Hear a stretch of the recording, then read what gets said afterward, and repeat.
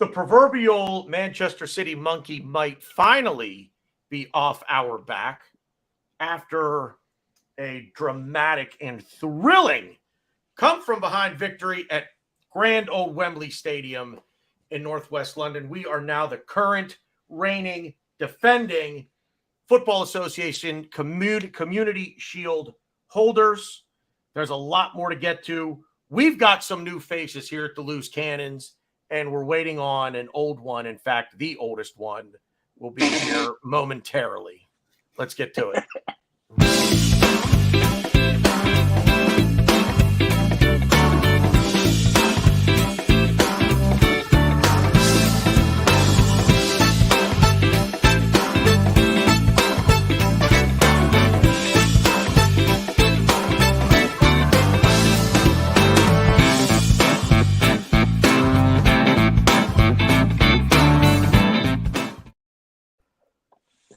How's it? Welcome into the Loose Cannon. It's a big week here for us. The season's about to kick off, but more on that tomorrow. You guys know who that is down there, right there. You need to put me diagonal, huh? Yeah. It's so weird to try to do this, but you don't know who that is. I think most of you know who that is. LL Cool James is in the house all the way from across the pond. What's happening, man? Good evening. Yeah, thanks for having me on. Appreciate it. No, it's nice to finally find a time where we can get together and do something. Trust me when I tell you, the pleasure is all Ryan's that you are here. And Nice. if it isn't, it will be soon. And to your right, my left, that is Ryan from Atlanta. Ryan, what would you say? I'm sorry, Marcus. Ryan Marcus. Yeah, that'll work. We'll start there for now, and I'm sure there will be a nickname or two that pop up during the show. We'll get creative and make fun of the Ryan down below. So like per use, yeah, cool. Yeah, I mean, standard. So, Ryan, welcome to the program. Welcome to the channel. Thanks for being a part of it. How are you? Tell us a little bit about yourself. Thank you for having me. This is awesome. I feel like this Arsenal journey for me has been amazing because it started when I was young. So I fell in love when I was 13, I think, with Thierry Henry when in the 2000s, and I couldn't take my eyes off him. Then I just, when I was young and started watching the games in the morning before my own soccer games growing up. And then from there, I couldn't take my eyes off him.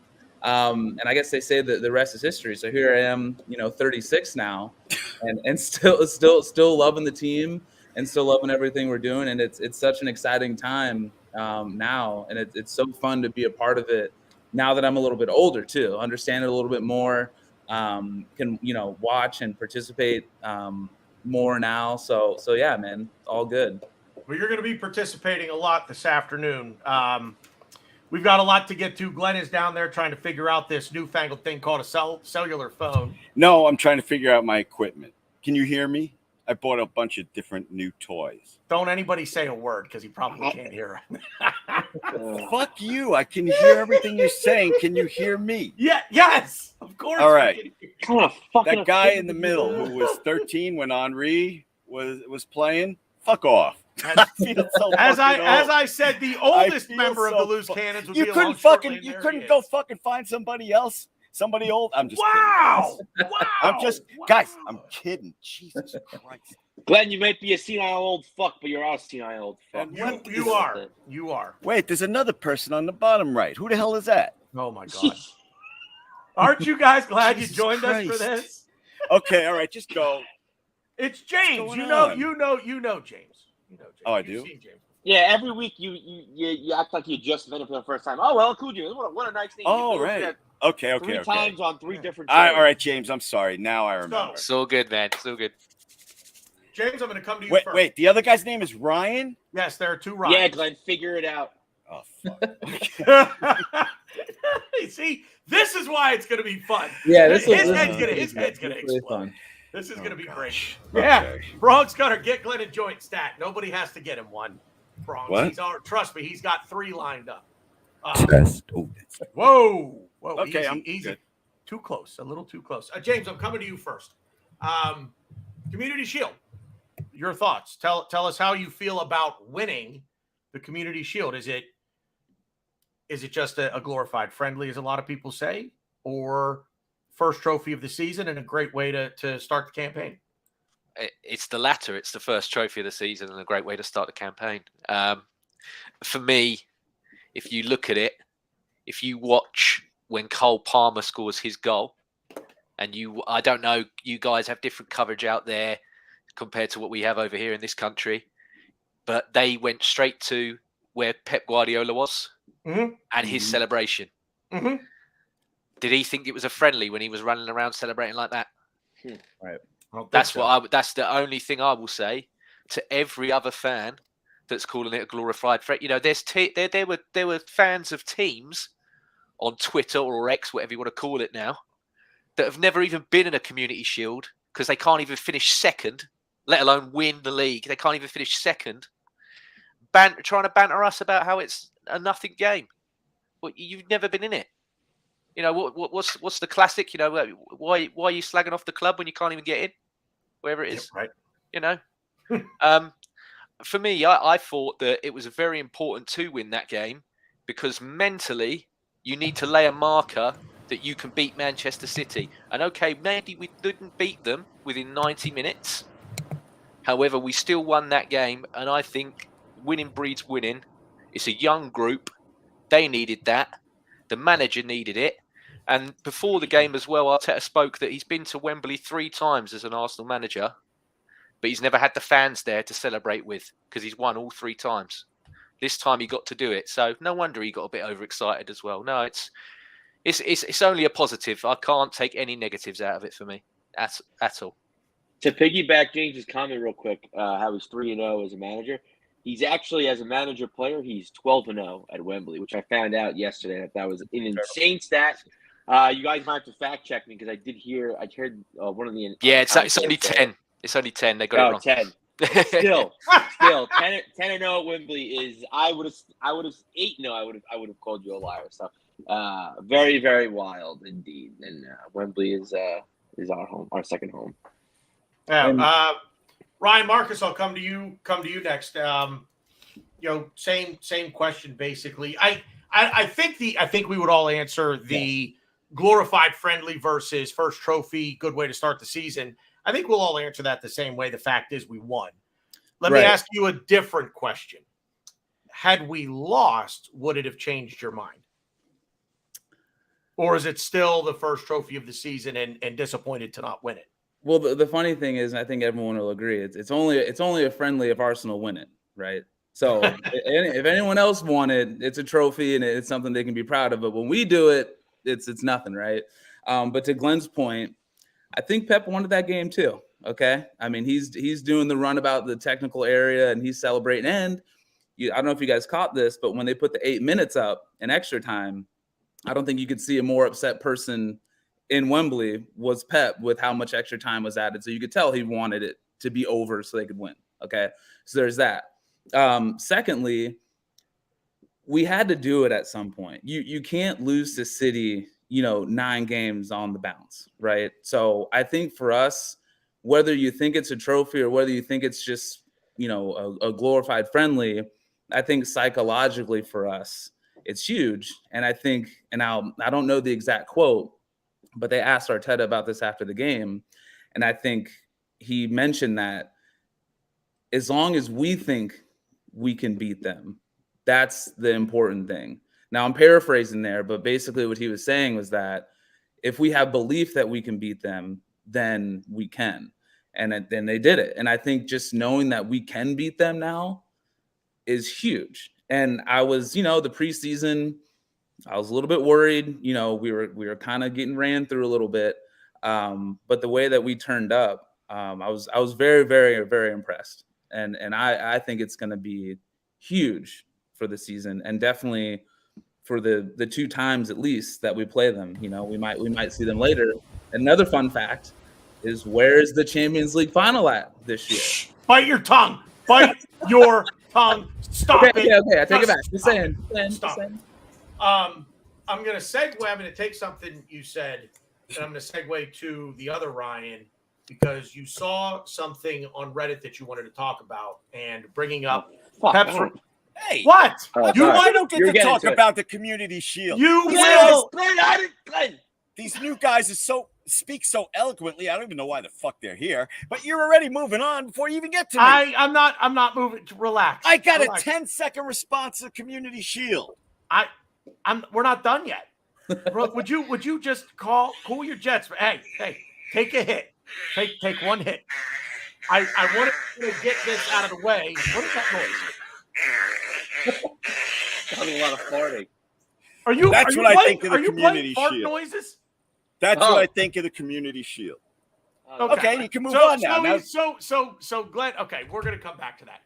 Ryan, you messaged me about something you saw on Reddit about Kevin De Bruyne's comments after the game, and I assume it's about the new rules, and meaning.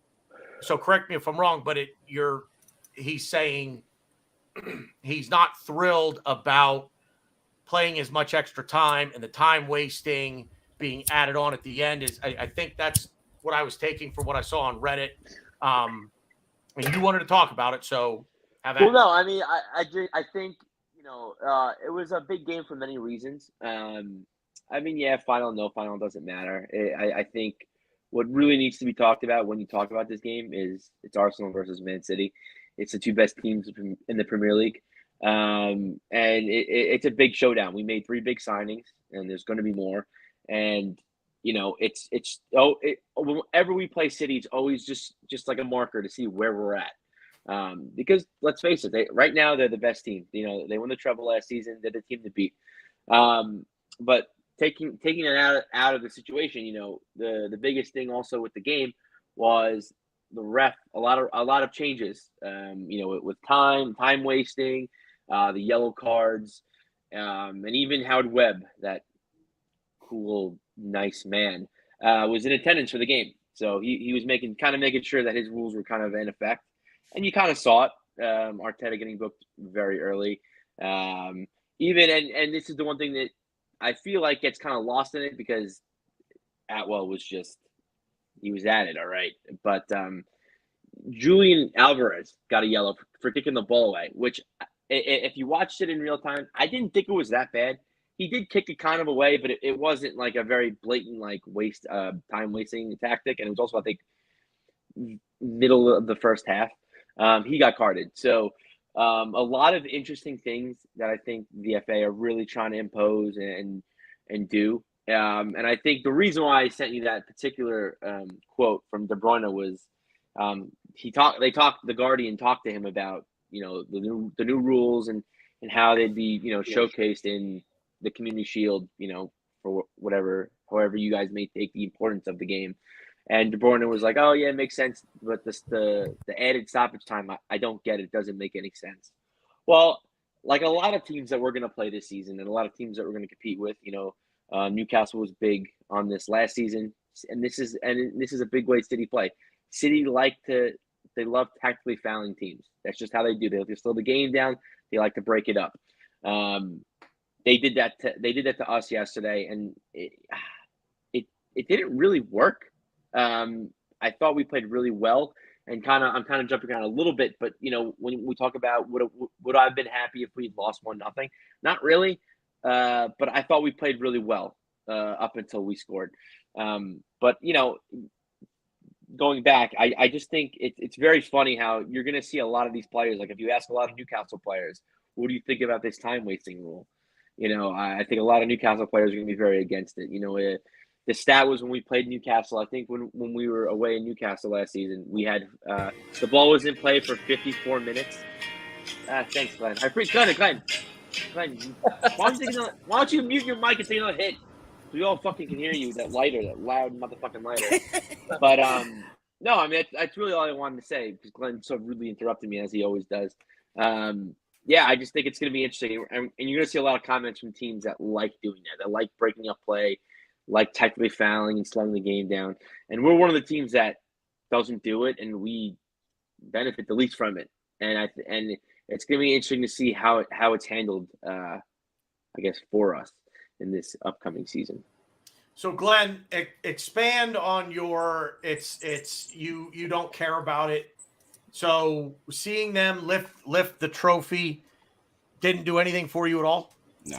You didn't feel can any you sort hear of me? Yes. You didn't No, feel any sort of nothing. tingle.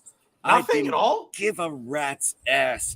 Both Hey Glenn, managers. maybe if you came to the Arsenal bar in Brooklyn like I invited your old ass, you would have had a good time. We were screaming. There was one dude on top of the bar, running across the bar, chanting Arsenal. Oh man, it was so much fun. The atmosphere for a preseason game, nobody will remember in 2 weeks. Glenn, I had such a fun time. So I don't know. All right, yeah, so I get it. It doesn't mean much, but it was a great experience. Can I just say something? For not even being at the game. Good Lord. Yeah, Glenn, let's go. Are you done? Yeah, I'm done. Let's go. Okay. Where was I? I didn't give a shit. No, both managers said before the game it was just a preseason game. I know Pep was running around like crazy. I didn't give a shit. I want the season to start because no one's going to remember any of this shit afterwards. That's it. I bet. See, I don't agree with that. Okay, I don't this agree is like that- arguing about songs. Okay, this is because your taste in music sucks. Nothing. That's besides the point, bitch. My wife tells me that all the time. So does my daughter. They can't stand car rides with me. Anyway, so my point is, this is like arguing over a song. I'm not going to convince you. If it's the preseason, You won't. So you're telling me that in 2 weeks you're not going to remember this? No, I smoked too much pot. You're not exactly. going to remember this show. No, I'm being serious though. You guys were talking about the Community Shield a couple weeks ago. I'm like, who won the Community Shield 2 or 3 years ago? Come on, it doesn't mean anything. We did. Yeah, well, you looked it up now. Don't cheat. I didn't look it up. Oh my God. I am quite frankly, I am stunned that you feel this way about a trophy.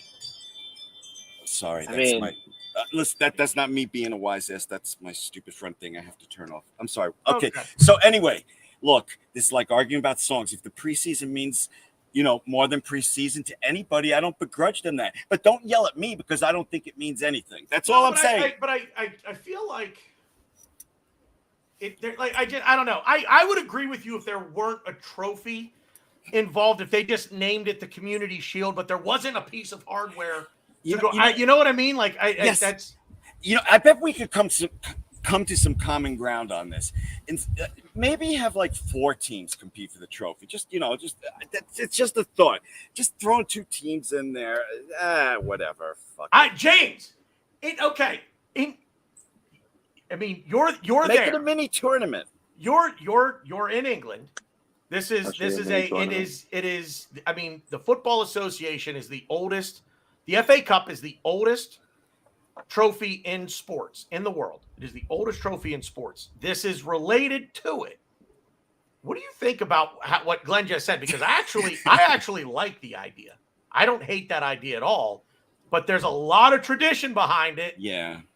So I'm curious, James, as to what you think about inviting 2 more teams to compete for the Community Shield.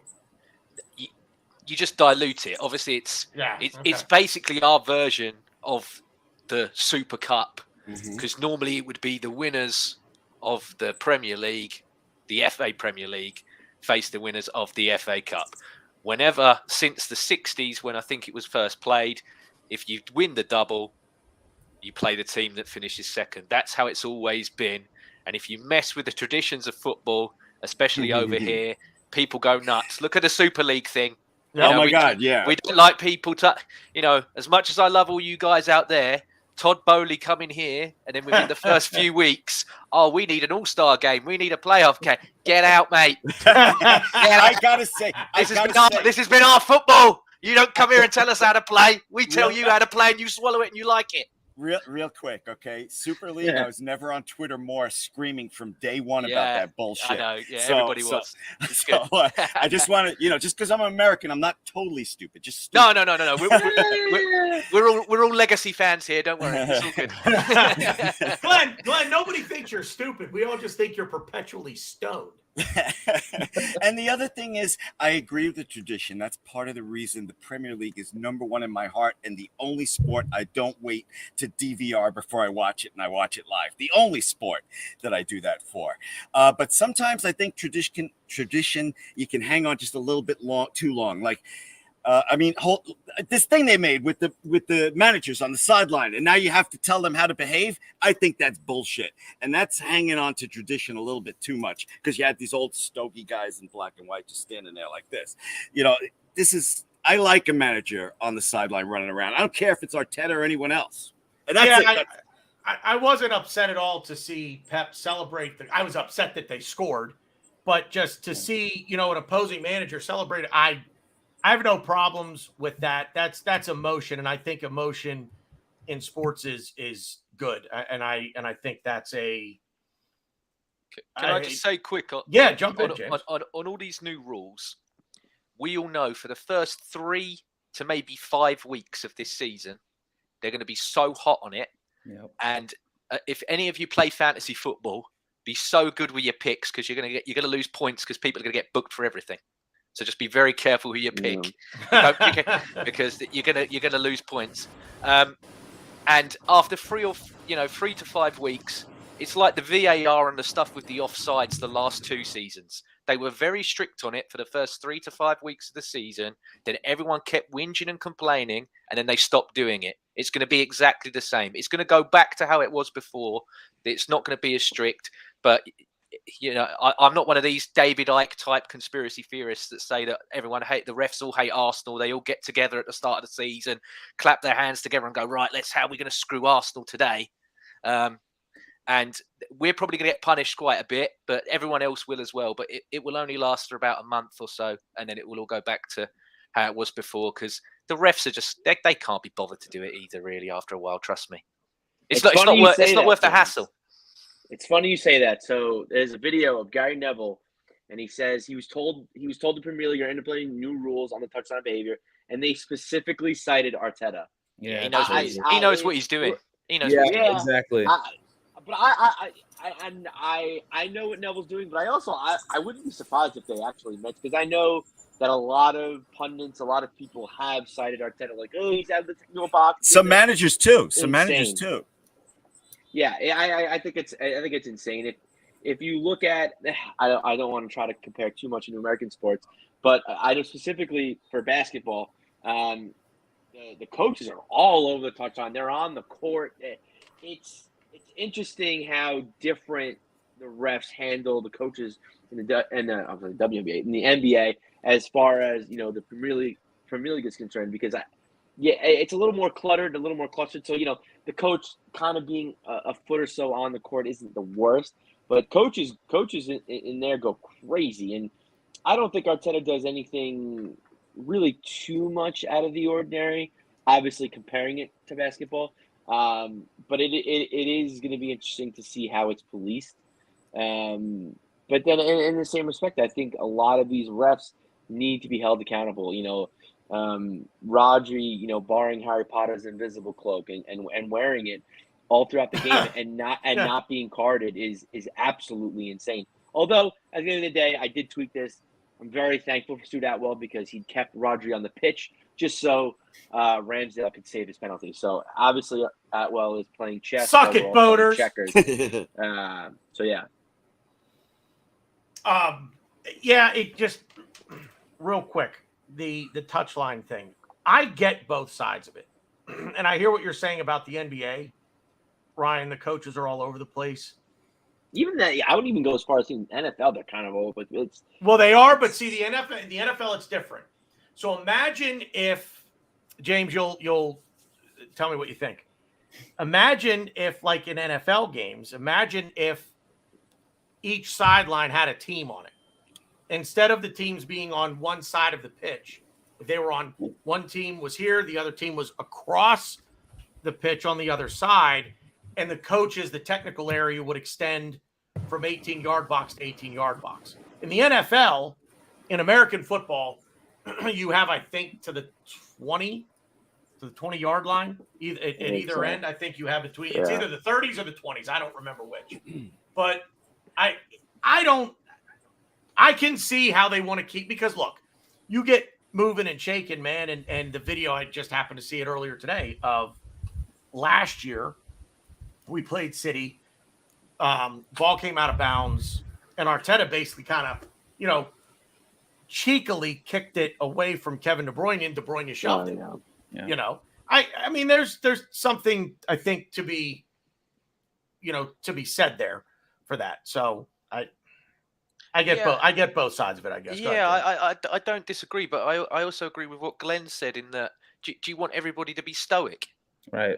Like when players score now, it's the whole don't celebrate because I've got to wait like 5 or so. Have I actually scored, or is this going to be flagged up because my toe now or whatever's past your little lines that you draw on your Etch a Sketch? If you take away all of the aspects of celebration out of the game, the game's based mainly on the emotions of the game. And as a viewer, sometimes people tune in to see that emotion. There's all the time when something happens towards the end of a game. We saw it at the weekend. Scored, what was it, 110th minute in? Hashtag limbs. Right. If you remove that element from the game, you're just taking the fun out of it. I understand that maybe sometimes Arteta's been excessive, but has he been excessive compared to the likes of Pep Guardiola in the past? Jurgen Klopp got an equaliser, I think, last season against Leeds, and he runs straight up to a fourth official and just bounces that. He was like that. He bounced the fourth official off him, as if to be like, "There you go, have that. I've scored." You've screwed me all game. He did pull his hamstring. To be fair, yeah, exactly. There's that as well. Yeah. Somebody let poor Ryan talk. He looks like a portrait over there. The last 5 minutes. No, but I think it's a good point. I was just going to bring up Klopp because, I mean, I don't think Arteta is doing anything more than what Klopp has done over the years, who I respect as a manager. I honestly don't see a problem with this at all. I mean, we've seen Antonio Conte, same thing. It goes back to what we said before. It's only a problem if Arsenal does it.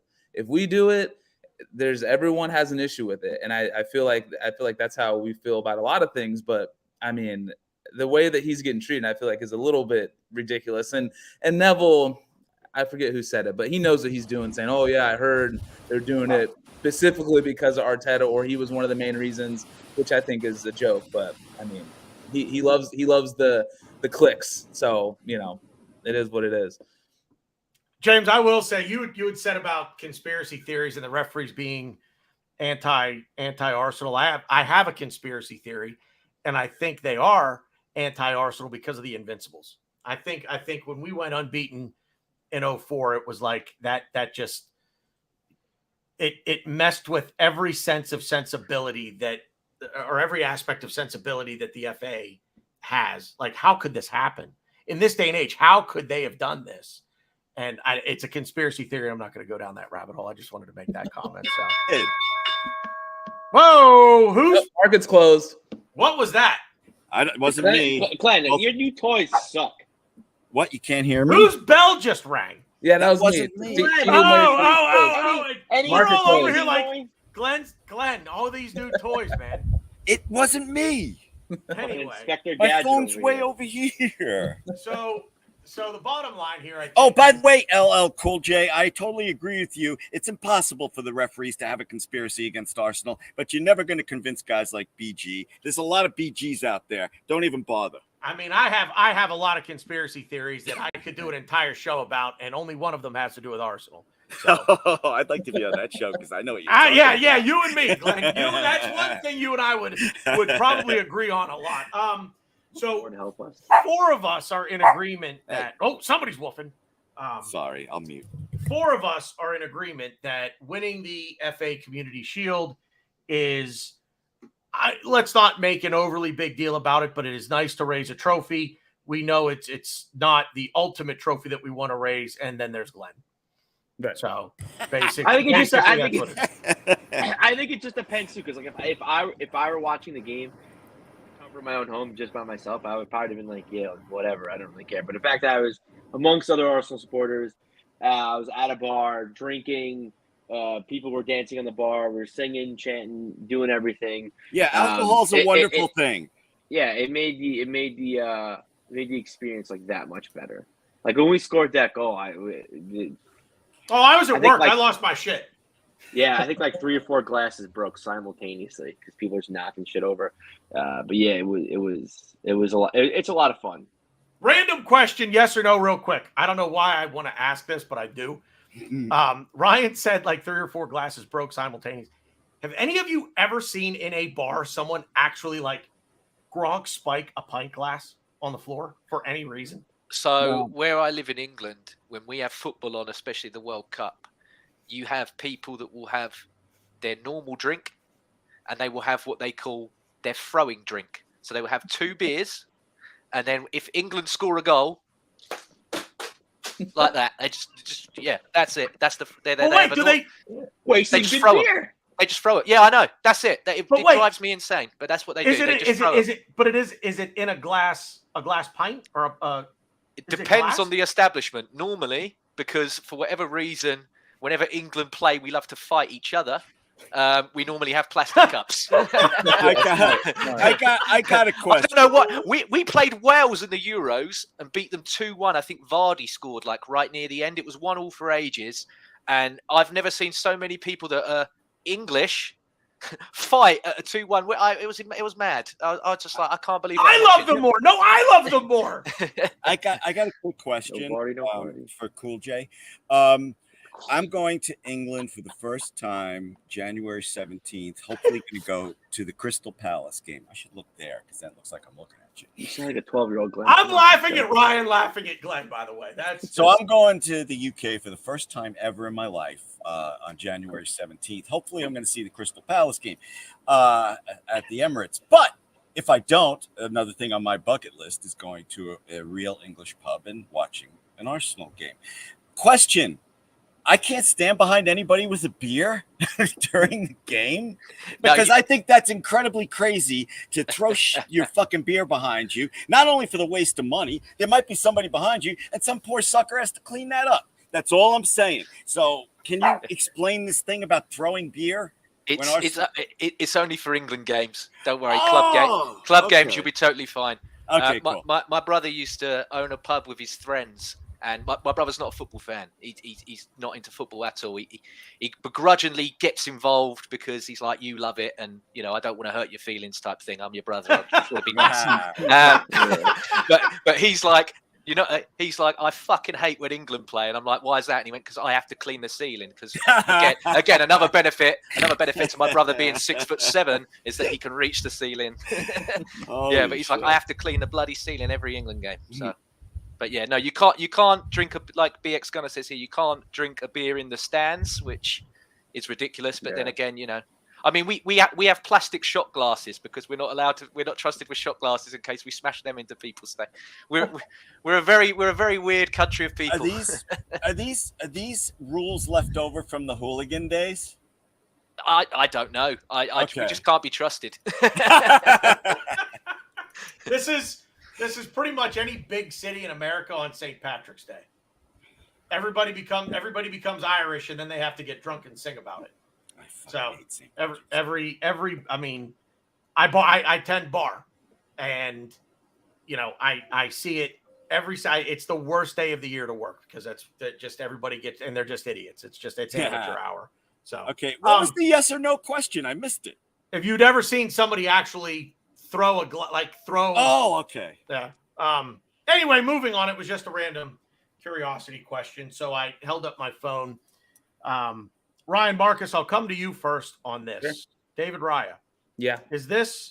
We started talking a little bit about this last week. Do you like it? Do you like? I mean, I feel like is the goalkeeper position a position that you have a very clearly defined number one, or is what we're doing? Do you like what we're doing and forcing competition in a position where you're not going to get subbed on to play a different role? Right.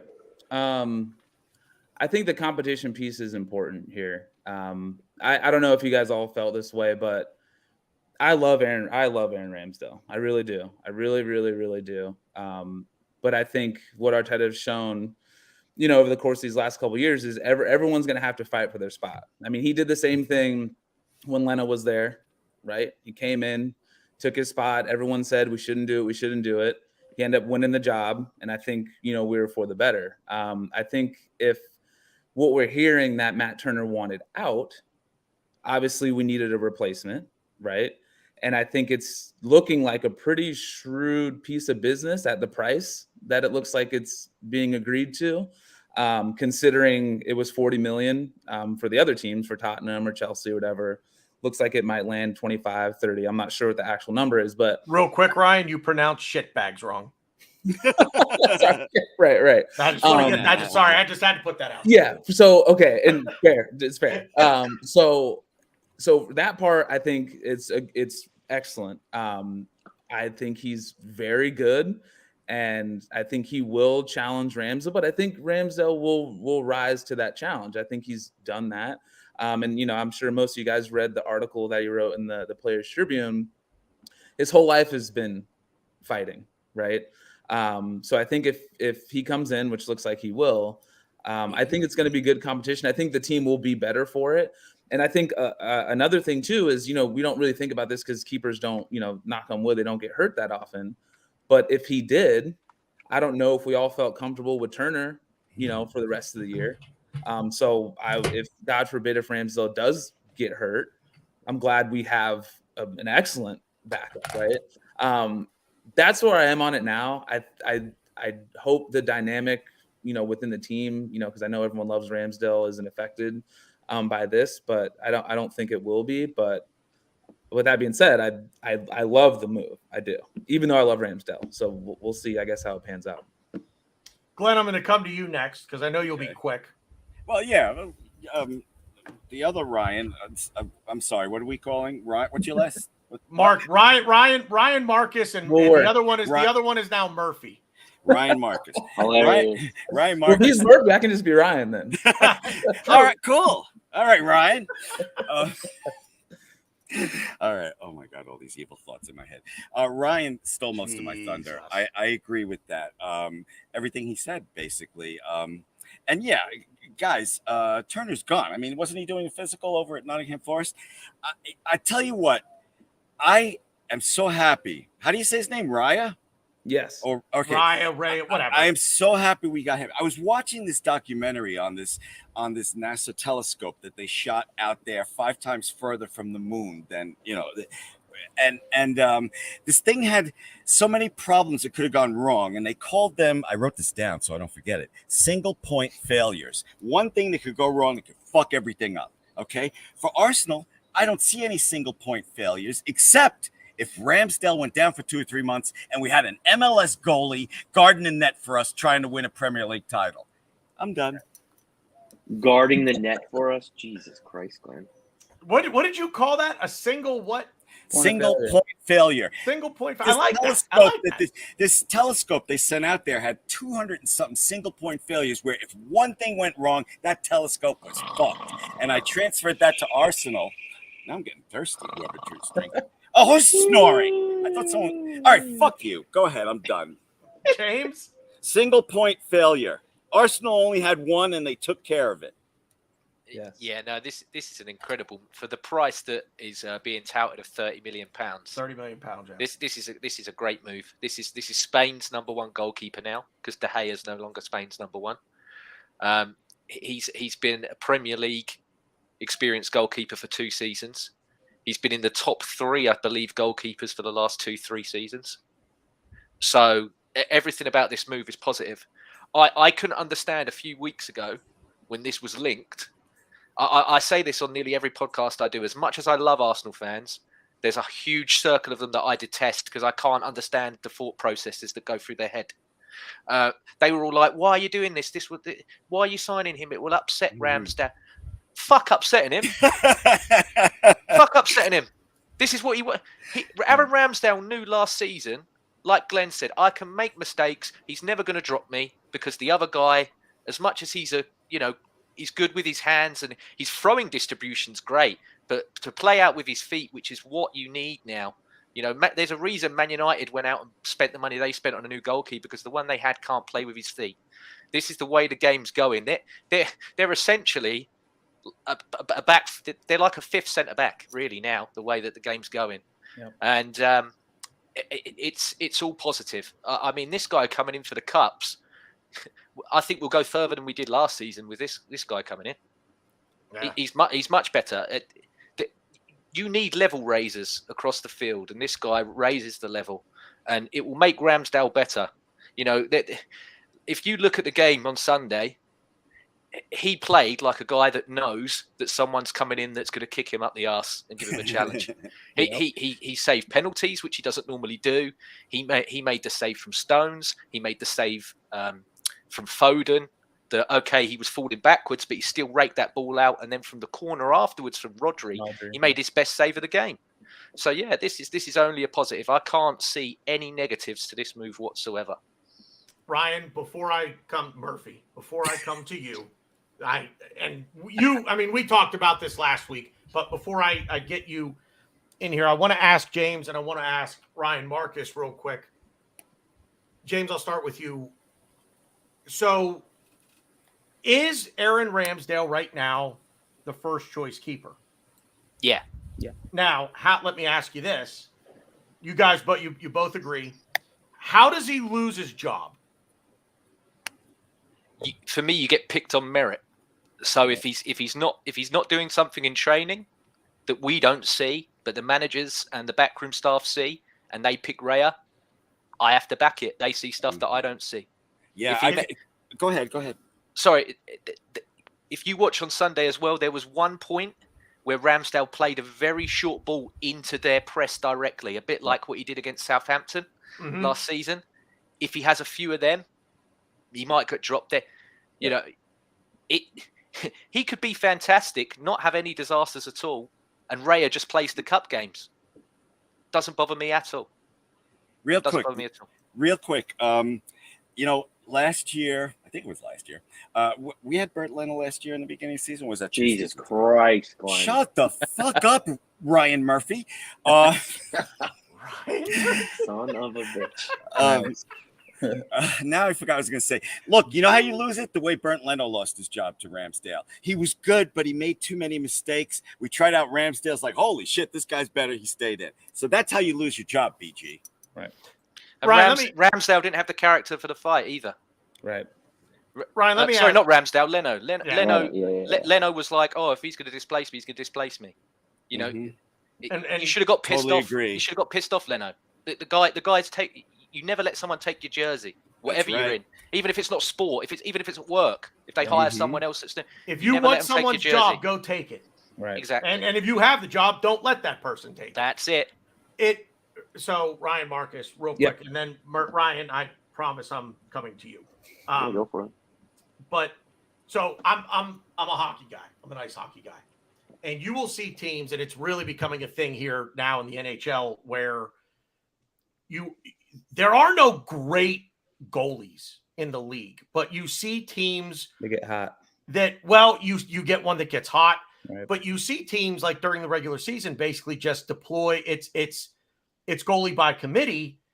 Is there any way that you see a situation where Ramsdale gets 4 games into the season, he has a stinker, or he makes a mistake that leads directly to a goal, and David Raya comes in and plays 3 or 4, but then he does something, and do you see a situation where it bounces back and forth, or is it one man's job until he loses it, and it will have to be egregious for him to do so?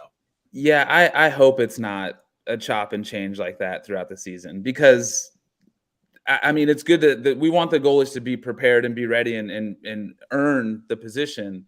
But I think when you play with, if I make one mistake, I'm going to lose it. I don't know if that really works well. I think what we talked about previously, if we're seeing Raya earn it in training, then I'm good with that. I don't think we can go, 4 games here, 4 games there, back and forth.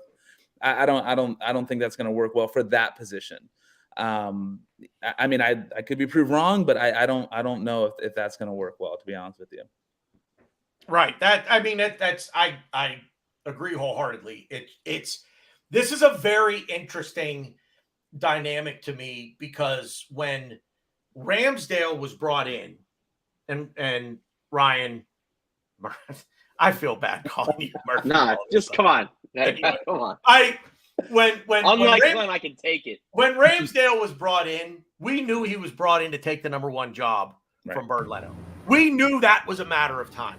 I don't feel that David Raya is coming in to take the number one job. I feel like he's coming in to build competition for Aaron Ramsdale, and it's just a different dynamic. It's a different feeling for me. But Murphy, go for it. I know you're chomping at the bit here. No, so So I was getting a little teary-eyed, guys, about Leno. I loved Leno. I was very upset when we signed Ramsdale, but I knew he was going to better in the club. I knew we wanted a more hands-on approach, or I guess foot-on approach. I think we wanted our keeper to really kind of distribute better, play from the back, deal with long balls, and he does have a good throwing accuracy. And I understood it, even though I still to this day think Leno was a better shot blocker. And even in Fulham, he's top 3. I think he's top 3 in a few of those categories. But anyways, now we're bringing in another goalie, from Brentford, and he's number 1. He's top 3 in a lot of major categories. He's number 1 in a lot of major categories in the Premier League, at least last season. And I think he's even better with his feet. I think he's kind of, he's kind of Ramsdale, and then but he's like even better. I know, we know what you wanted. We know great. He could obviously stop the ball. He's a keeper, but he's great with his feet. He knows how to maneuver the ball. He when he grew up, he used to play center midfield, and he was converted into a goalie. But this David Raya guy, he's even better.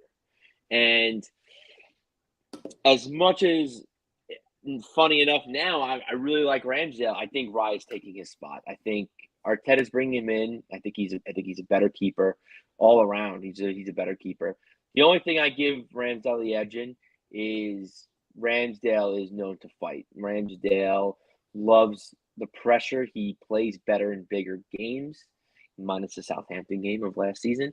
But I think his competition is going to drive him.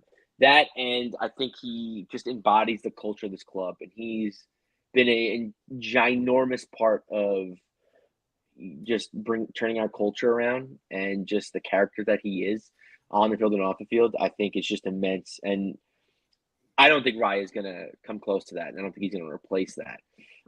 But when it comes down to X's and O's, I do believe Raya is a better keeper, and I think we're slowly going to see that over the next few months. When is he going to replace him? How is he going to replace him or unseat him as them? I don't know. It's a very tough thing to do. That's why I was very unsure about the signing, because while I do believe Raya is one of the top 3 goalies in the Premier League, I still think Ramsdale's a good goalie. I think we can win the Premier League with Ramsdale. I do. But does Raya make us better? Yeah, he does.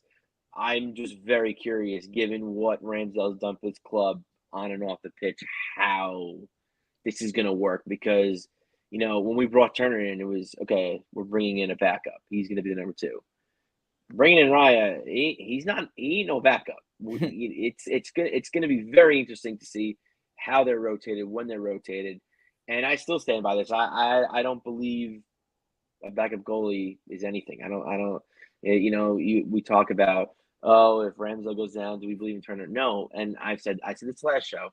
And Glenn, I expect you to have your list today. I don't even know what you're talking about. I don't think any of us can name a good backup goalie. Like no team in the Man City. Ortega did play well yesterday. I'll give him that. He played very well. But not yesterday. Geez, today's Tuesday. 2 days ago. He played well, but I don't hold stock in this backup goalie business. I don't. But when you're a team that's won, I think I want to kind of trump James over here. I think we won 3 trophies. The MLS also, I think, was a trophy. We won the Emirates Cup against Monaco, and now the Community Shield. So we have 3 trophies here. We're going for the what's 7? I know 6 is sextuple. I don't know what 7 is. We're going for the 7 trophies in one season. When you're trying to go for 7 trophies in one season, yeah, you're gonna need 2 goalies. And even though I'm still under the, I still think Ramsdale can play every game. I don't think goalies need rest. I don't believe in that. And like I said, I think we're a good enough team now. Even if even if Ramsdale were hurt for a little while. I don't mind Turner, but fuck, 20 million for Raya, sign me up. But yeah, he's going to be the new number one for us. Somebody take over. I'm yawning. I'm sorry. Glenn, I want your list of all these backup goalies that are I so don't good. have it. Better than Matt the only Turner. Ryan, Yeah, he didn't even remember what I know list you he were didn't. referring to. exactly. He literally, when he ducked out last week, he forgot about that list. All right. The minute he shut his camera off. All right. While BG's trying to recover from Ryan's 15-minute argument with himself, I think that it was hit nail on the head with Leno, who didn't want to fight for it. He's like Balogun, just wants it handed to him. So yeah, now we got Raya. Either one. Yeah, the single point failure for Arsenal was goalkeeper. It isn't anymore.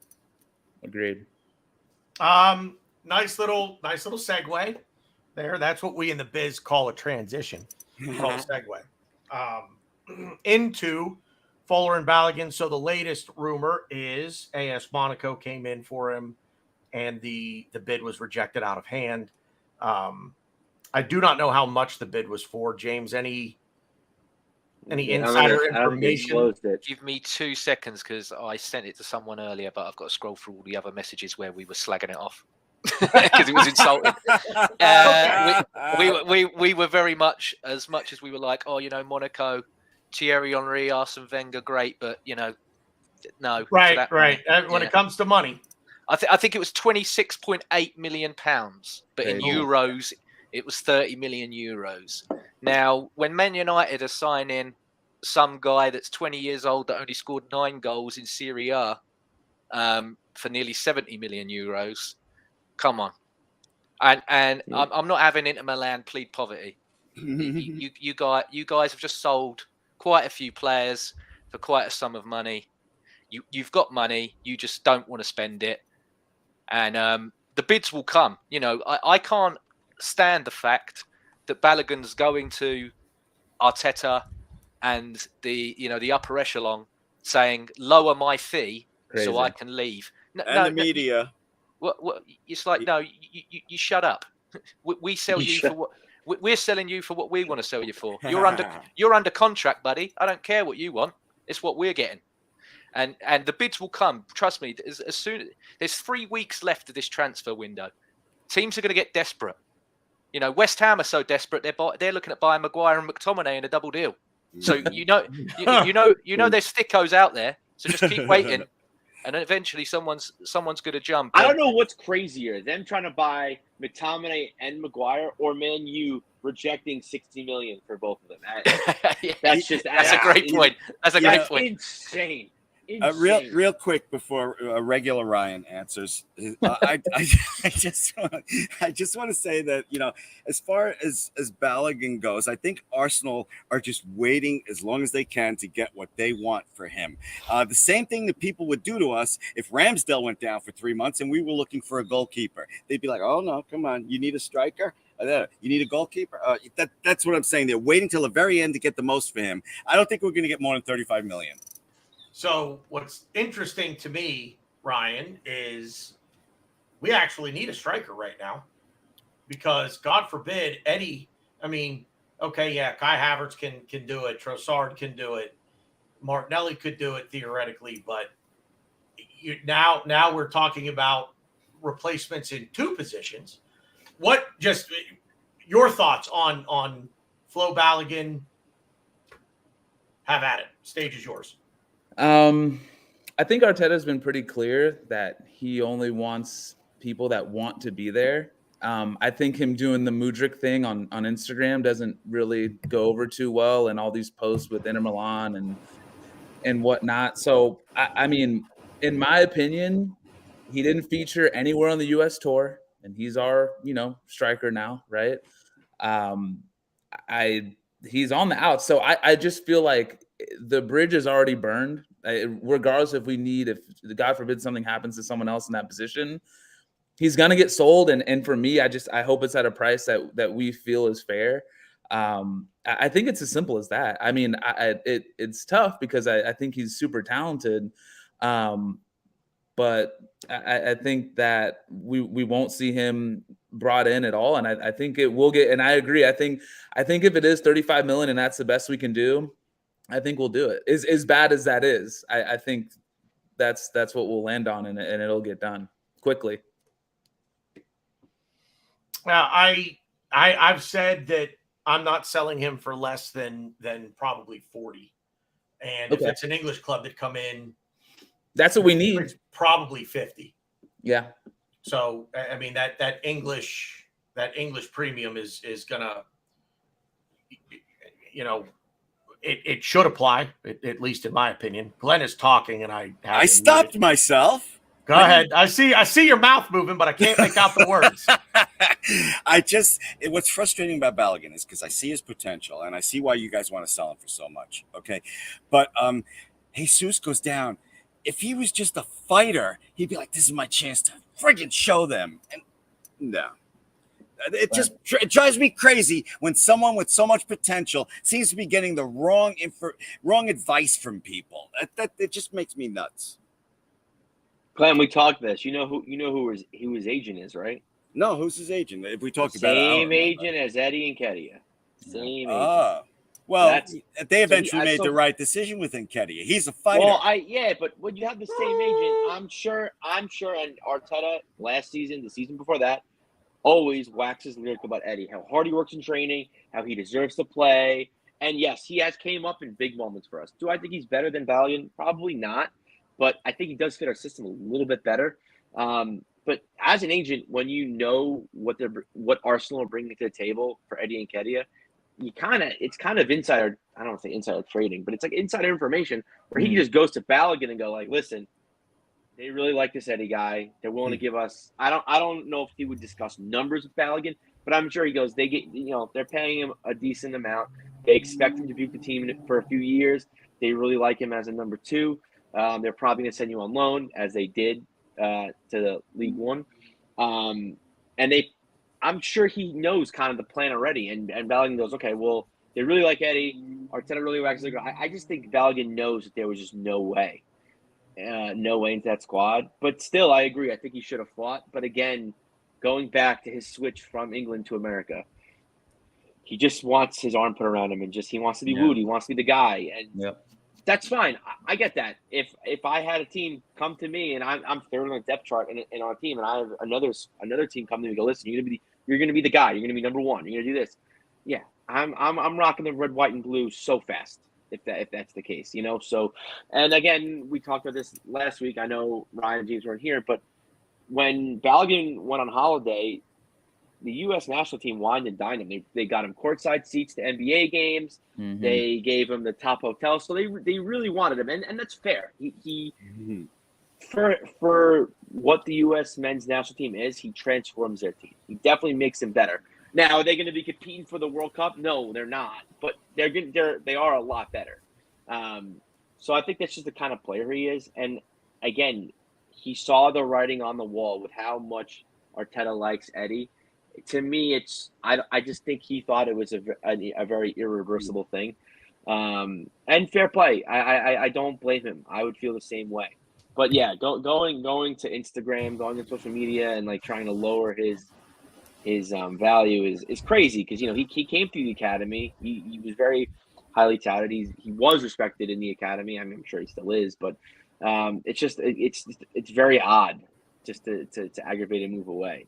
But the one thing I will say is I really hope that Monaco is serious about getting him, because I think Monaco will pay more than Inter Milan, but B, they just had one of their forwards, Mbolo, plays to switch national team, young kid, up and comer, very good player.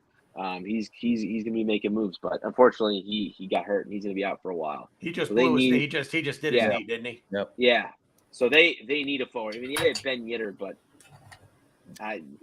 Balogun's gonna be their guy. So the only problem is I don't even think they have European football. If I'm correct, maybe they have the Conference League. I know they don't have Champions League. I don't think they have Europa. So it's gonna be interesting to see how Balogun and the team can come to terms. But I think Monaco are a real team that we could maybe extract a bit of money from because of what they need. Ryan, on the transfer side of things, is there any, now that David Raya is here, is there anything else you're looking for in the transfer market this year? We talking to Murph? Sorry, you, Ryan. Ryan Marcus. I'd love, and I don't know, what the deal is with Kudos from Ajax, but I'd love some backup for Saka at some point. Yeah. I just feel like I know Mikel has said this, and he expects those guys to play a lot of games, but like we said, single point of failure. I don't really know who's backing up Bukayo Saka at this point, and that's a little worrisome for me. So that, I think that's all that we really have out there potentially. I don't know if the move with Brighton is breaking down. It sounds like it might be. So that's where I'm at on that. Other than that, I don't really see anything else. Yeah, James, same question to you. Anything? So I think personally after Raya, it's all finished and we're done. However, if you look at it, you've got Marquinhos potentially going on loan to Nantes in France as well.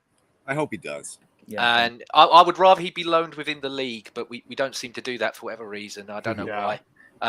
Pepe, his agent is telling people, don't worry, I can get Arsenal to rip the contract. We're saying, no, we want a fee. I believe he's going to go as well.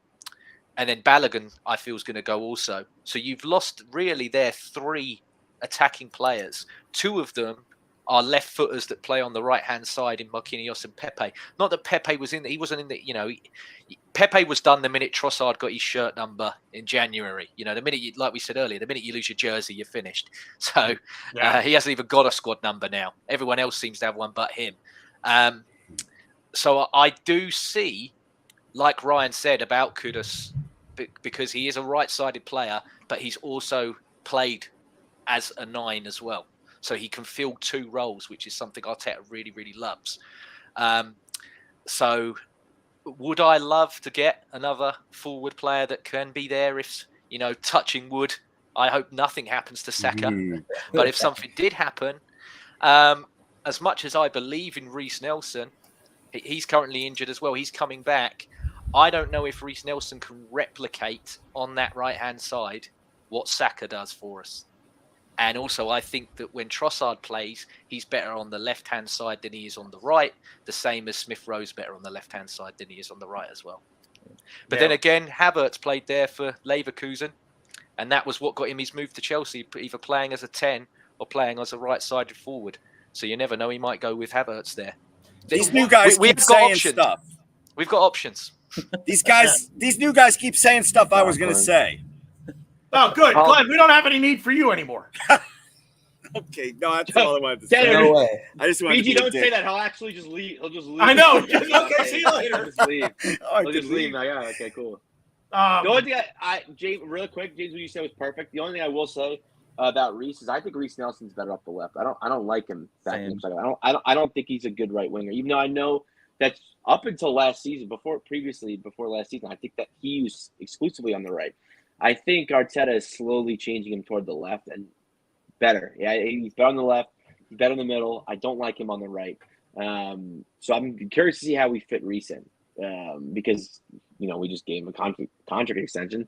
And he's obviously part of the plans because, a bunch of teams are in for him. He said, no, I want to stay Arsenal. Arteta was excited to bring him back. And we've had this where players want to stay, but Arteta's like, yeah, okay, I get it. You're in, but I don't want you. So I'm going to send you on loan, i.e. Cedric Suarez, who is all about fighting for his position. And Arteta's like, you're fucking kidding me, right? He sends him to Fulham the next day on loan. So it's going to be very interesting to see how we work our forwards in because we have a lot. And it would be good to get an exact, not want to say replica of Saka, but just someone that could come in and back Saka up. But yeah, I don't know. I think we need to just sell. We just need to sell everybody. We have so many players. And I forget where I heard. I was thinking I heard about it, and then it made me think. If you look at the squad now, and when Zinchenko comes back from injury and all that stuff, players like Tierney aren't even going to be on the bench, Right. And you're like, well, but and whatever we feel about Tierney, whether we want him to go, we want him to stay, he's a great player. He can make a Premier League team exponentially better. And the fact that he's not even making our bench, like, we need to gut this team a little. We need to sell a lot of players. And I agree with James. I think we bring Ryan in and we stop buying, unless a team comes in with a really big offer for for argument's sake, let's say a Partey, or a player that we really didn't intend on selling or want to sell, but the money's there. So we're like, you know what, cool, we'll let you go, and we'll bring in maybe a younger, more exuberant option. The Arsenal fan base can be so reactionary, but there's one thing that we have been saying for years, all in unison, and that's that the team needs depth. So I'm really happy that the team, seems to be covered everywhere except maybe Saka. But I'll tell you something, the team as it is right now, I looked up some predictions for the Premier League season, from big names, people that you see in the media all the time. And the first three I read picked Arsenal to win the Premier League. I'm like, fuck. I don't like that. That's the kiss of death right there. That's the kiss of you know what, to answer my own question here real quick. I think there's one more signing yet. I think it'll be another forward player, someone who does play on the right. Ryan and I pretty much say the same thing about Reece Nelson. I'll say this about Reece Nelson. I think he is comfortable on either side, but I think he's only comfortable doing one thing on either side, and it's not the same thing. I think on the right, he's much more comfortable taking on players one-on-one and getting around them. Whereas on the left, I think he's much more comfortable cutting in with the ball on his right foot and getting a shot away. So I think on the right, he's more of a facilitator, more of a creator. On the left, he's more of a shooter. I don't hate it either way. But James, your point is well taken. I don't know that he can do the job that Saka does on the right. He played 171 minutes of football last season. Right. So what do we really know? He's got to trust him more. And I do agree with what you guys are saying about left-hand side. But if you look at it this way, Nelson's whole thing is what's going to get me the most minutes. If you look at him as a left-sided player, he's probably in my opinion, he's our fourth best option there. Yeah. Because he's not as good as Martinelli. Right. He's not as good as Trossard, and he's not as good as Smith Rowe. So there's there's three players on the left wing that I feel are better than him. On the right hand side, he's got one. Yeah. So if Saka he is easily. I'm going to get more games on the right than I am the left. So I might as well try my hardest because he's another one. He's willing to fight. Yes. I'll try my hardest to be as good as I can on that right hand side. For if something does happen to Saka, or, which is allowed, by the way, this goes to England. If people, if Gareth Southgate and whatever are listening to this podcast, you don't have to play Bukayo Saka every single game. If you're listening, you don't have to. I know he's brilliant. You want to play him every single game, but you don't have to. But I have a question for you guys, just quick, if that's okay. Yeah. Just to throw another curveball in for shits and gigs. Who's your left back on Saturday afternoon? Oof. Who plays? Because left. For me, you gotta ain't dropping think about Timber. Timber's my guy for Sunday. Saturday. No, you know what? I agree with that. I'm the kind of player where you need minutes. So like I want Zinchenko. I think Zinchenko is the better option, but he hasn't played at all. I think he needs fitness. I know he played 11 minutes in the game for Ukraine, but I want to see him on the pitch with the chemistry with the team. And until I see that, I'm rocking Timber all day. I have to agree. I have to agree with LL Cool J. Timber. We got him for 40 million, right? His price is already 60 million. I'm an idiot. Right. Fucking idiot. Yep, we know. That's it. Regular Ryan, what do you think? I agree. My preference is Zinchenko, but I need some minutes in those legs first. So it's for me, it's pretty clear. I mean, that it's going to be Timber, and I'm happy with that. Definitely. James, the question is, as things stand right now, right? Not everybody healthy, everybody fully fit, up to speed, has it like just as it is right now. Right now, you're Jurian Timber. Great. Good. And I don't know that Zinchenko gets his job back. Oh, that's crazy. No, Yeah, I can't it do is. that just yet. I'll give you one crazier. I actually think that Zinchenko might be the odd man out come next year. I think they may look to sell him. Okay. And I'll tell you why. All right, let's take it back. Let's take this back to. You're insane. What? Listen. Hang on. Hear me out. Hear me out. Okay. Start. Yeah. Number one. What's the best ability? Availability. Okay, that's fair. Yeah. Okay. He's been hurt more than half the time that he's been here. Number one. Number two. We have Urian Timber, who now we see can play the left side, and Jakub Kivior can play the left side too, by the way. And there's another shout that, boy, what if Urian Timber starts on the right and you start Jakub Kivior on the left? Huh? Mind blown. I don't think you understand what Zinchenko does on the pitch. I'm telling you, he's a leader. He plays multiple positions. He's a leader. Let me throw this one out here. How about Timber stays at left back and Zinchenko moves into left 8 because Partey is second choice at the 6 and Rice goes in. When Rice learns how to be 6 for Arsenal, Zinchenko moves up into left 8 with Odegaard. Because he is a midfield for his country. He's midfield. He's not left back for Ukraine. He's midfield. We've talked about this. We talked about it last year. Who was hurt last year? And we said, who missed a game last year? Was it? It wasn't. We talked about this exact thing. We did. Yeah, somebody was. I don't know why, but we talked about it. Yeah. Somebody was hurt. Somebody was out for a period, like a month. Yeah, probably Partey. It had to have been. It had to have been. Thomas Partey was out. There was a time where Thomas Partey just put his socks into shoes and his hamstring snapped. That was like a period of time. Before he got in the morning and he was done. Yeah. All right, just wait. I have to tell the new guys. Partey is one of my favorite players, and before he came to Arsenal, he was never hurt. Okay, that's it. Right, yeah. But he also didn't play as much as he plays for Arsenal. Wasn't as demanding. Athletic. He never played a full season for any team. When he got like Madrid, they didn't use him every game. Well, according to you guys, he's not even starting with Rice. So what are you freaking worried about? I didn't. Whoa! I want to see him and Rice together as much as possible. Oh, so I don't know do I. what you guys are talking about. What do you do? What is this with you looping me into everybody's thing? Partey should be starting for us every game if he can, but he can't. He just can't. I was yelling at the new guys, not you. You said you group me in everybody. They want to bench Partey. Not me. Who said that? Who said that? I don't know. I thought I heard that. See, he doesn't listen. He just yells. Now you sound like my wife. Yeah, you just yell. No, you're yelling at me because I'm the one that said I don't know that Rice and Partey can play together. Oh, that's right. I think I'm probably going to eat my words from that statement. You already are about the Zinchenko comment, but keep going. I'm telling you. Remember this show. Cut that out. Clip that segment. I'm telling you, Zinchenko could be the odd man out in a year. I'm not saying it'll happen. That he could be the odd man out in a year. God, I think don't sleep on Jakub Kivior playing left back. There's something there. I'm telling you, there's something there. But anyway, the Thomas Partey and Declan Rice thing.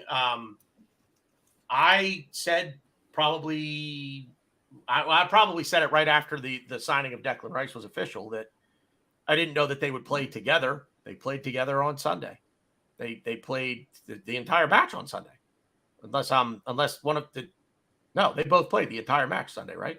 Rice got subbed near the end, didn't he? Because he get subbed near the okay. Yeah, he's not had a full preseason, so he's still slightly coming back. Yeah, he played about 77, 78 minutes, didn't he, Rice? I mean, I see it, and James, like you said, he's going to slot into that. If they play together, he's going to play that left 8 role that Xhaka played last year. You think about this is what we've been. Go ahead, Ryan. I'm sorry. Yeah, no, I'm just saying, like, it's just going to be so tough for Arteta to figure this out because there's so many different combinations. Because once you start saying, well, what happens when Jesus is back healthy? What are you going to do with Havertz? You're going to put him at 8? Okay, but if he goes there, what are you going to do with Rice? It's just like, I would not. I mean, it's a great problem to have. And I guess that we can be very creative with our 11s. But what we've known of him so far is like Arteta has had an 11. Like he's had his guys, and that's going to be tough for him to really. I don't think we will have one, but it's just like, is it just going to be horses for courses when we play these teams? We want to do this. So I'm very interested to see how that all plans out. I am. So I don't know. I think back to something that Glenn said, that single point failure. If there's Single another point failure. If there's another single point failure I could see in this team, it has nothing to do with the players themselves. It has to do with Arteta and his lack of trust in the players that he doesn't play all the time. And the thing is that I think I can see the same problem we had last year creeping up again. We go out, we dominate Forest, beat them 4-0, 5-1, just a bludgeoning. Word of the day, toilet paper, by the way. Yeah. But then he comes back the following week. But I don't even remember are we at Crystal Palace the following week? And he plays the same 11, because if it's not broke, don't fix it. And same result. And then he comes back against Fulham. Same 11. Again, not broke, don't fix it. And it just keeps going through this until we hit Champions League, where there's a midweek match. And then he starts a little bit of rotation. It's going to be very interesting to have these, or to see. These are good problems to have. Yeah. And I'm very excited to see how this season will come down to, I think two things. And I don't want to get into tomorrow's show with predictions and previews, but I'll say this: injuries and management. On paper, this team has it. This team on paper has it. Yeah, we're loaded. This team is it is. I said it last week, so I'm not divulging anything for tomorrow's show. I said it last week. On paper, this is the best team in the league. I dare say this is the best team in Europe. I'd have to look at some of the other clubs, but it's close. It's bold close. Statement, Cotton. What'd you say? It's a bold statement, Cotton. I hope it works out for him. It's our first time in the Champions League in how long? And you say we're the best team in Europe? On paper. On paper. That's and the games aren't crazy. Paper. I get the on paper, the on paper. Sure. Yeah, Still think it's crazy. What I will say, again, that goes to what Glenn said earlier about we've all wanted depth and we finally got it. And it adds to your point in that Arteta last season trusted about a group of 13. Yeah. That now's gone up to 18 or 19. And the game's a squad game. So that in itself is a massive, massive point. And Ryan's got the Deftones t-shirt on. One of my favorite Deftones song of all time is a song called Passenger. We haven't got any passengers anymore. They're all good players. Mm-hmm. They're all in their own right. I watched Arsenal a few years ago and they had players that I hate. There is no one here that I'm watching where I'm like, I hate this guy. I can't stand this guy. I love them all as people as well as footballers. Which is the best feeling. I have to agree with that, because I do not, the old Seinfeld joke, I do not root for laundry when it comes to the team I love. I love every single Arsenal player too. It's the first time that I can remember in a long time. Yeah, that's true. I mean, I'm racking my brain right now. Like, I'm trying to think, is there anybody on this team that I look at and I say, man, I could be without him? No, I mean, even the guys that Suarez. but what I'm saying is that there are passes. Vieira and Martinelli need friends, so that's why he's there. There you go. Cedric Suarez, yes, he is. If as James said, if there are any passengers, he probably is one. But you don't hate him, right? He's got the right attitude. He just doesn't have the talent, but he's got the right attitude. Same as Holding. I hate him when he's right. Yep. Same as. You guys are turning me into a bobblehead doll. Murphy. I'm going to say it, and I'm going to hate myself for it.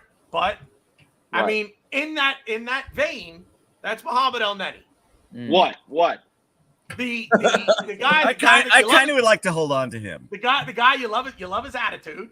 You love his attitude. But let's face it: is he going to break into this team at all? No. He's what we've always called on this show. He's the closer. If he makes the bench in any game, it would be amazing. Well, first of all, instant hard on. Never gonna happen. If he makes the bench, well, he will. First of all, he will. No, how? Who? League Cup. Carabao Cup. Maybe. Maybe. Dude, I just saw it a couple of minutes ago. He's starting his own academy, which is pretty fucking cool. I think he's got his academy. He's doing his coaching badges. He got the contract out of good faith from Arteta, and I do. He's getting back to full fitness from his injury. I just want him to. We are the. Oh, sorry. I'm gonna say this now. We are the officially unofficial podcast of Mohamed El Neni. All right. I'm gonna let that one slide. Mertesacker, is he still handling the young kids? Yeah. Okay, that's El Neni's good. Wait, rephrase that. Rephrase that. Glenn, what are you saying today?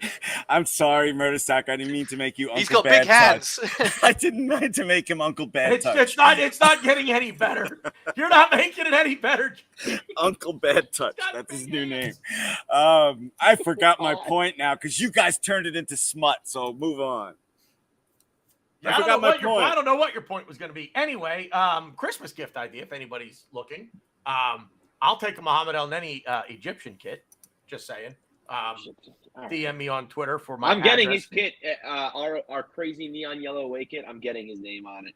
It's happening. I don't hate it at all, and I might. Because I like that, dude. That blue in that kit. Oh. All right.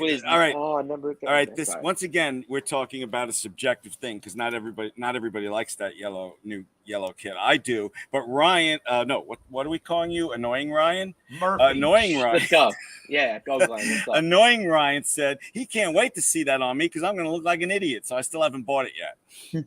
Because you're that really hurt. I just want you to know that really hurt. Next time we hang out and watch an Arsenal game, I'm going to be wearing that kit. So You guys need to be hanging out like every weekend. We don't live that close. Not if he's going to be dancing on bars for a preseason game.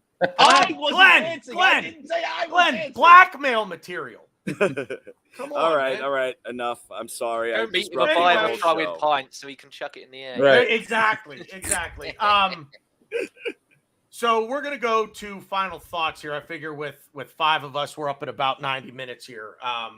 So Glenn, you're always the fastest. So I'm going to start with you.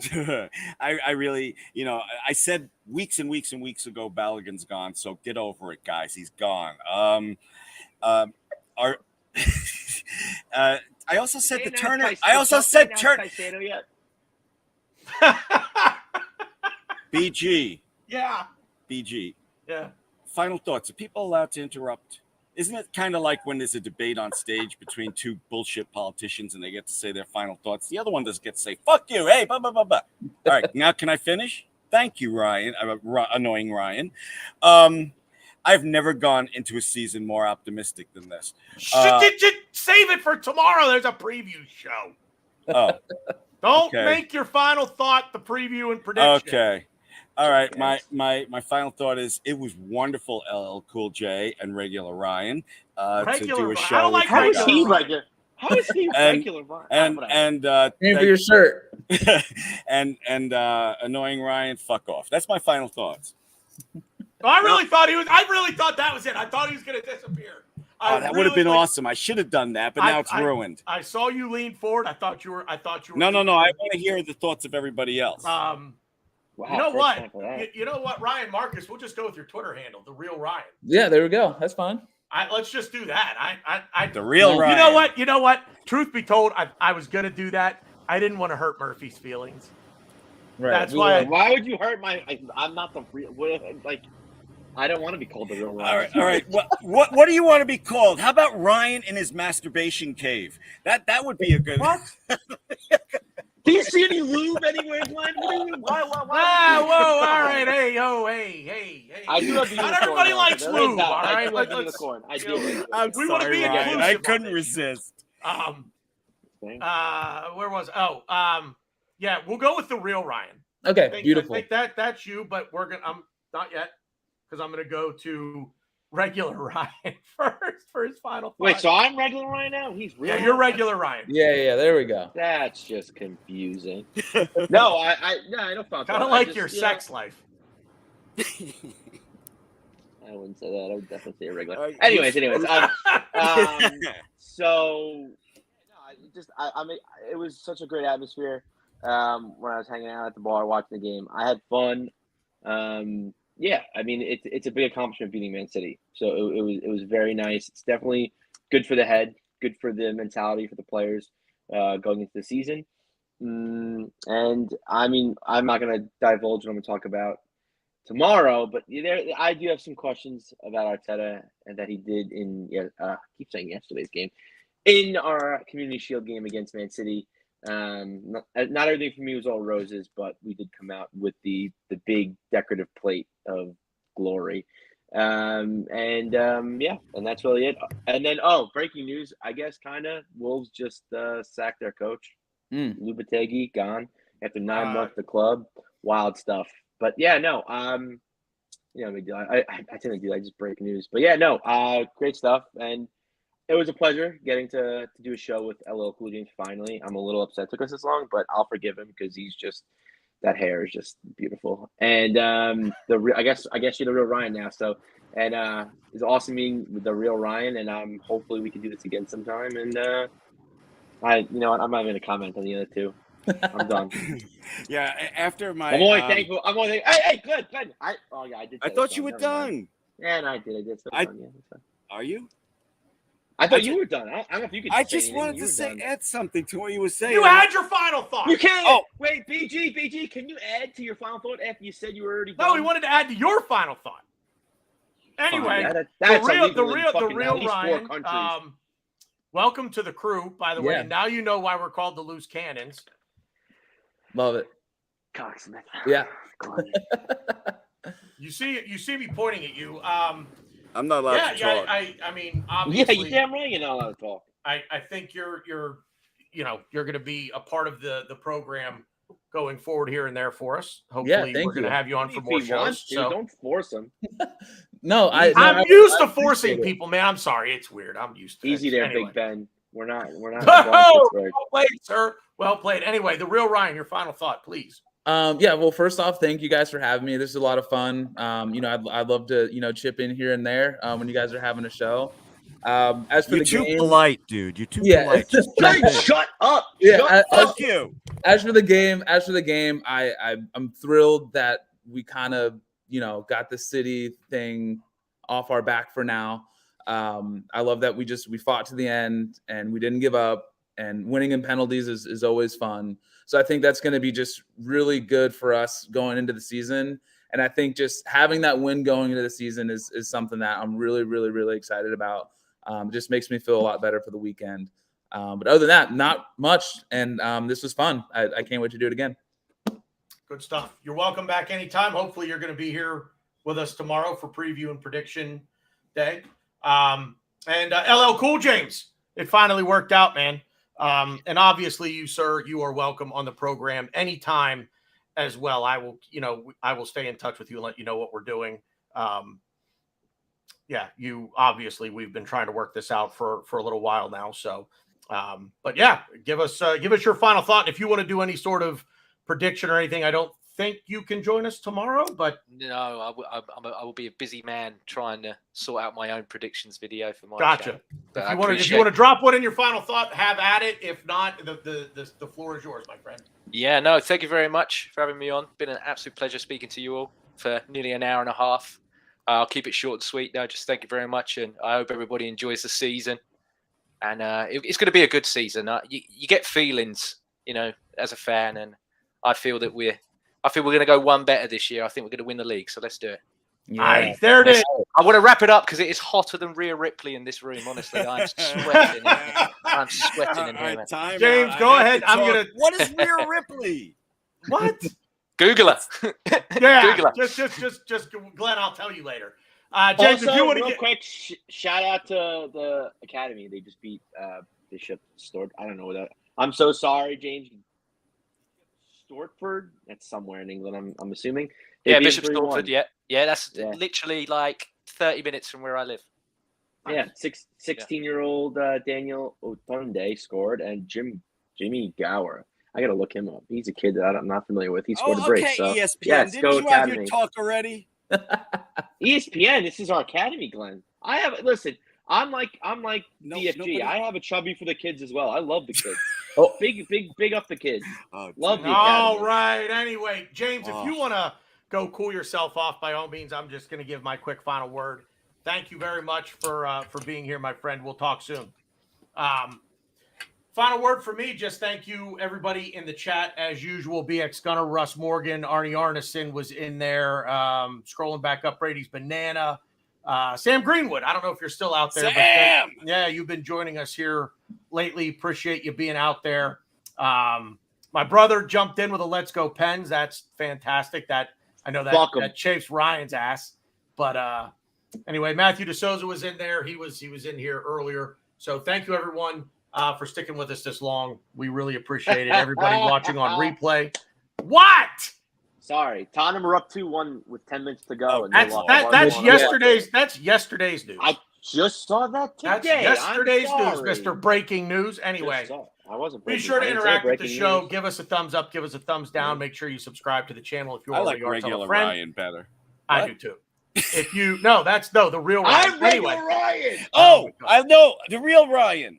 James, aren't you glad you came in for this? Aren't you glad? So glad, man. It's been an absolute pleasure. I'm used to being bombarded with questions about formation and tactics. Having to pretend I'm cleverer than I am. To sit and just shoot the shit is fantastic. That's what we did. Listen, man, it's been amazing. James, we have to dumb it down on this show for Glenn. I'll take it. All the things you complain about, Ryan is like taking diarrhea shit into a moving fan. It just goes everywhere. I guess I'm not going to get the rest of my final thought in here. So the last thing I'm going to say is it's been good footy talk. We'll see you out there.